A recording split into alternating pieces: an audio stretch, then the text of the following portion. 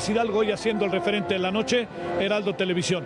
Entre el 13 y el 15 de septiembre, estos días, se llevó a cabo en la ONU una revisión desde los comités profeso dedicados a ello sobre la desaparición forzada.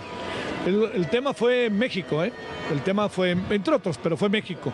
Y le hemos pedido a Eduardo Guerrero, que es parte del equipo del área internacional del Centro Miguel Agustín Pro Juárez, hablar con él, a ver qué fue lo que vio, cuáles son las conclusiones.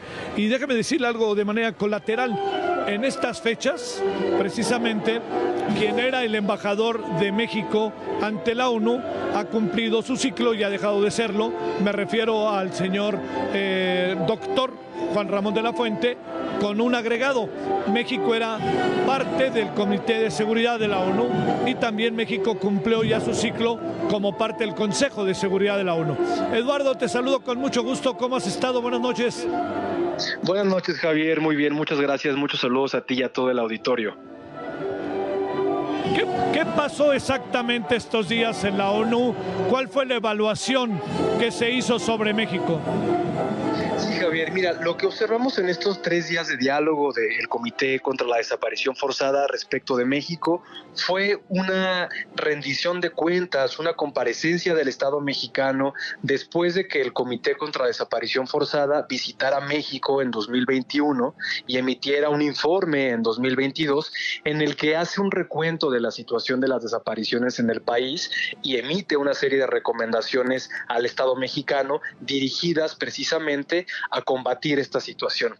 Entonces, este diálogo se da en ese marco del comité supervisando el nivel de cumplimiento del Estado mexicano sobre algunas de estas recomendaciones, y el balance que podemos hacer es, por una parte, que la delegación del Estado mexicano quedó en deuda porque a la gran mayoría de las preguntas que se le dirigieron no se les dio una respuesta, no hubo una atención adecuada a los cuestionamientos en torno a por qué no se cumplía todavía con tener una política integral en materia de desapariciones, por qué la Fiscalía no había cumplido con el rol de investigar, de perseguir adecuadamente este tipo de casos.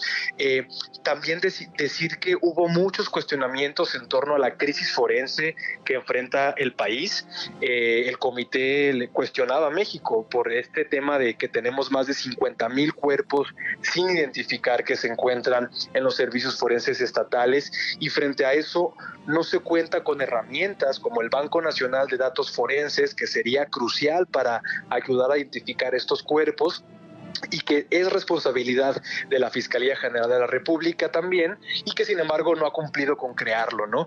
También otro de los llamados de atención del comité tuvo que ver con esta idea del Estado mexicano, del gobierno actual, de generar un censo sobre la cantidad de personas desaparecidas, que ha sido ampliamente cuestionado, no solo porque no cumple una metodología, sino también porque ha sido revictimizante con las familias de personas desaparecidas. Entonces, diría que el balance fue en ese sentido de deuda del Estado mexicano, dependientes aún por demostrar ante Naciones Unidas.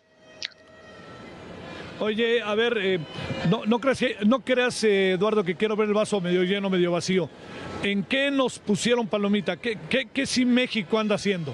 Anda haciendo, por lo que veo, en esencia poco.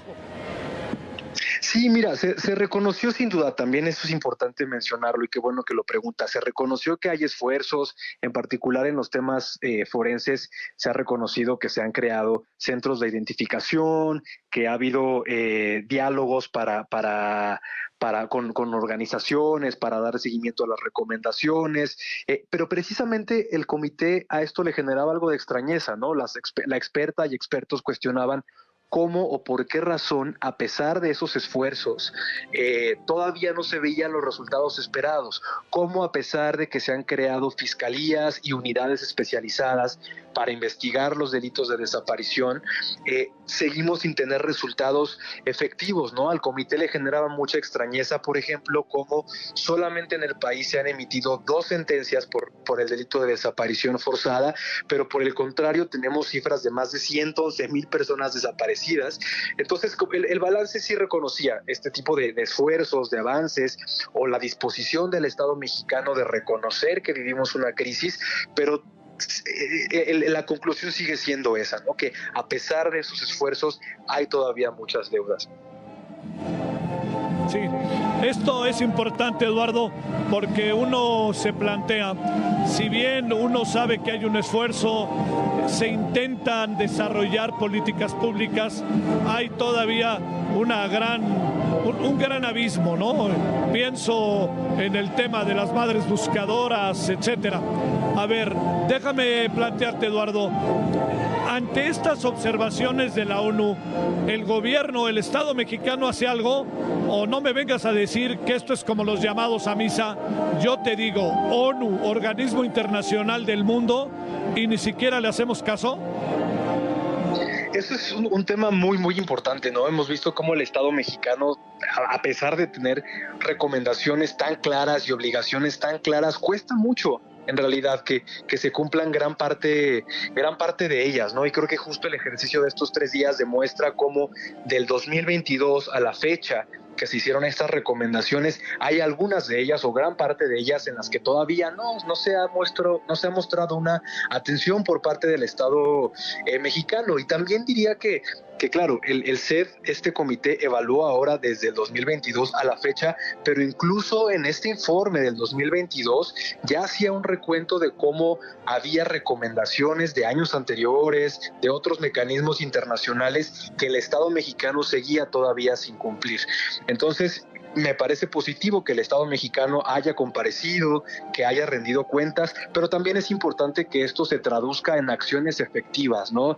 Por ejemplo, la Fiscalía General de la República estuvo ahí, pero su delegación estuvo compuesta no por el personal necesario, digamos, para rendir las cuentas, y sería importante que así como estuvieron ahí sentadas en ese diálogo de manera virtual, pues también pudieran tomar las recomendaciones que ha hecho este organismo de Naciones Unidas y trasladarlas en acciones concretas, ¿no? Y por último también quería subrayar sobre esto que mencionabas de la situación de las madres buscadoras. También fue algo que de lo que hizo mucho eco el comité, ¿no? Expresó su alarma, su preocupación por la situación de ataques en contra de las buscadoras y en general de las familiares de personas desaparecidas, y cuestionó la falta de una respuesta adecuada del Estado para protegerlas. Sí, por último te diría, Eduardo Guerrero, aquí no se vale aquello de que es el pasado, ¿no? Aquí ya la taquilla, la ventanilla, diría yo, pues la atiende quien lleva gobernando 5 años, ¿no?